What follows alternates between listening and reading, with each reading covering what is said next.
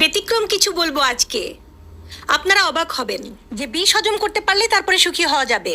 Yes, আপনি যদি সংসারে সুখী হতে চান, সত্যিই সংসারে সুখী হতে চান এবং দীর্ঘদিন ধরে সাংসারিক সম্পর্কটা সামনে এগিয়ে নিয়ে যেতে চান, দাম্পত্য সম্পর্কটাকে এগিয়ে নিতে চান, তাহলে আপনাকে সত্যি সত্যি বিষকে হজম করতে শিখতে হবে। এই বিষ, যে বিষের কথা আপনি ভাবছেন তার চাইতেও বিষাক্ত।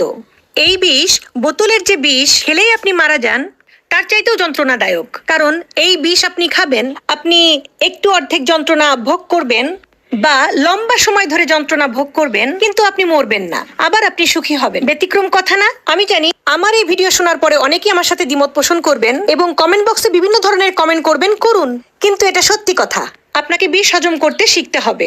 বিষ মানে কথার বিষ, বিষ মানে অবহেলার বিষ, বিষ মানে অবজ্ঞার বিষ, বিষ মানে তীর্যকভাবে তাকানোর বিষ, বিষ মানে অবিশ্বাসের বিষ।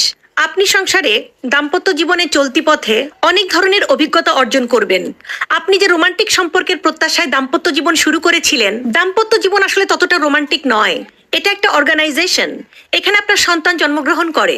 দাম্পত্য জীবনে দুইজন পার্টনারের অসংখ্য পার্সোনাল ইস্যু থাকে, পারিবারিক ইস্যু থাকে, আর্থিক ইস্যু থাকে, আবেগীয় ইস্যু থাকে, সামাজিক ইস্যু থাকে, বাচ্চা কাচ্চার ইস্যু থাকে। এত ইস্যু যেখানে হ্যান্ডেল করতে হয়, সেখানে রোমান্টিকতা আস্তে আস্তে কমতে থাকে, কমতে কমতে কমতে কমতে তলানিতে ঠেকে। একসময় দুজনের মধ্যে যে একটা রোমান্টিক সম্পর্ক ছিল, সেই সম্পর্কটার কথা ভুলে যায় মানুষ। তখন যখন দুজন রিকশায় ওঠে, তখন একজন তাকায় উত্তর দিকে, আরেকজন তাকায় দক্ষিণ দিকে। এই জন্য একজন বলেছিল যে রিকশায় যদি একজন নরনারী যায়, তাহলে তাকে দেখে সে একদম উনি বলে দিতে পারে যে এরা কি প্রেমিক প্রেমিকা নাকি স্বামী স্ত্রী। স্বামী স্ত্রী তো হওয়া দরকার ছিল প্রেমিক প্রেমিকা, কিন্তু সময়ের পরিক্রমায় এবং ব্যবহারিক কারণে, বিভিন্ন যন্ত্রণা ফেস করার কারণে একজন আরেকজনের মুখ দেখার অবস্থা থাকে না অনেকক্ষণ। সরি, আমি সবার কথা বলছি না, অনেকের কথা বলছি। এবং দাম্পত্য জীবনের যে কলহ, দাম্পত্য জীবনে যে সংকট, এটা অবশ্যম্ভাবী, এটা হবেই। কিন্তু বিষয়টা হচ্ছে আপনি এটাকে কিভাবে হ্যান্ডেল করছেন, আপনি এটাকে কিভাবে ম্যানেজ করছেন। আসলে আপনি আদৌ এটাকে ম্যানেজ করতে চাচ্ছেন কিনা। যদি ম্যানেজ করতে চান, তাহলে ওই যে বলেছি যে সব কুটু কথা আপনি মনে রাখবেন না, অনেক কিছু আপনি দেখবেন, দেখে আপনি চোখ দিয়ে বুকের মধ্যে ঢুকিয়ে ফেলবেন, বিষটাকে হজম করে ফেলবেন। অনেক কথা শুনে আপনি ভেতরে নিয়ে নিবেন, রিপ্লাই দিবেন না। অনেক কষ্ট আপনি বুকের প্রকষ্টে জমা করে রাখবেন। সবসময় যে কষ্টগুলো, কথাগুলো তীব্র তা নয়, অবহেলাগুলো তীব্র তা নয়, কিন্তু ছোট ছোট অবহেলা লম্বা সময় ধরে তীব্রতার জন্ম দিতে পারে। ছোট ছোট ঘৃণা লম্বা সময় ধরে বিরাট এক ঘৃণায় পরিণত হতে পারে। আপনি যদি বিষকে হজম করতে শেখেন, সুবিধাটা কি? সুবিধাটা হচ্ছে যে আপনার মন মেনে নিল আপনি সংসার করবেন, আপনি সামনে যাবেন।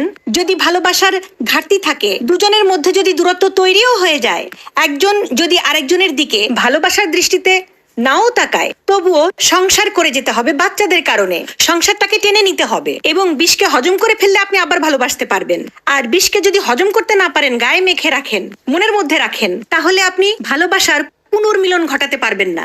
আর সংসারে যদি ভালোবাসা না থাকে, একটা আন্ডারস্ট্যান্ডিং না থাকে, সংসারে যদি একটা দূরত্বের সম্পর্ক সারাক্ষণ চলতে থাকে, তাহলে আপনি সামনে যেতে পারবেন না। দূরত্বটাকে আপনি গিলে ফেলুন এবং বিষকে হজম করে ফেলুন। হয়তো কথাগুলো দাম্ভিক মনে হবে, হয়তো কথাগুলো আপনাদের কারো কারো কাছে কেমন শোনাবে, কিন্তু প্র্যাকটিস করে দেখুন, না হলে সংসারে এমন সময় আসবে যে মনে হবে যে না, আর দুজন একসাথে পারা যাচ্ছে না। আপনার ছেলে মেয়ে বড় হয়ে গেছে, আপনি যাবেন কোথায়? দুইজন তখন আলাদা হয়ে গেলেন। অথচ আপনার যে জীবন চলছিল, যদি বিষ হজম করে থাকতে পারতেন, তো ওই জীবন অনেক সুন্দর ছিল। আলাদা হয়ে যে জীবন হবে, সে জীবন অনেক মর্মান্তিক। আমি অনেক ডিভোর্স কাপল দেখেছি। এত সহজ না লাইফ ম্যানেজ করা, বরঞ্চ নিজেকে ম্যানেজ করার প্রতি যদি আপনি মনোযোগ দেন, নিজে যদি অনেক কিছু ইগনোর করতে পারেন, করে একটা শান্তিপূর্ণ সহ অবস্থান বজায় রাখতে পারেন, সেটাই শান্তি। আলটিমেটলি কে বলেছে যে দাম্পত্য জীবন সবসময় রোমান্টিক? এটা সম্ভব নয়। কালে ভদ্রে দুই একজনের হয়তো হয়েছে, বা যখন সোশ্যাল মিডিয়ায় ক্যামেরার সামনে পোজ দিচ্ছে, তখন সাংঘাতিক ভাবে পোজ দিচ্ছে, ক্যামেরার সামনে পোজ দিয়ে এসে পিছনে এসে মারামারি করছে।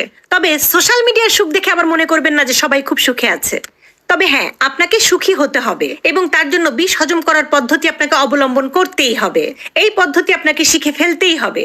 আর তা যদি আপনি না পারেন, তাহলে আপনি অসুখী হবেন। এই দায়ভার কার? এই দায়ভার আপনার।